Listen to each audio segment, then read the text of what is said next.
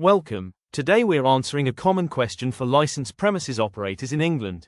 Can you free pour alcohol? We'll cover what the law allows, what it doesn't, and why compliance is essential. Serving alcohol correctly isn't just about following the rules. It protects your customers, keeps your premises safe, and ensures you don't risk enforcement action or losing your license.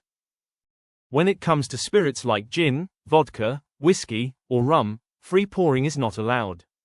You must use approved measures, such as a jigger, thimble measure, or optic dispenser.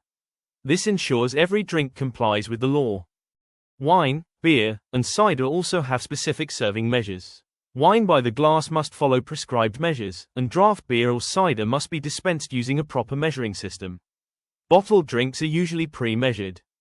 There is one exception: cocktails.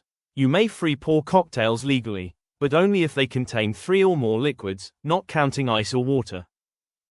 These rules exist for 3 main reasons: protecting customers, promoting responsible drinking, and ensuring you stay compliant with licensing law.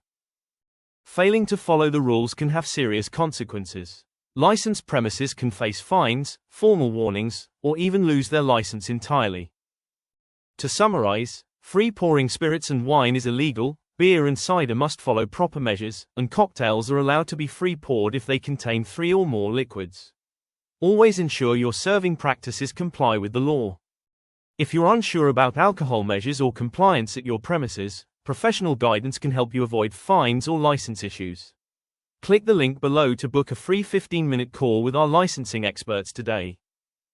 Thanks for watching. Don't forget to subscribe for more licensing tips, compliance advice, and updates for UK licensed premises.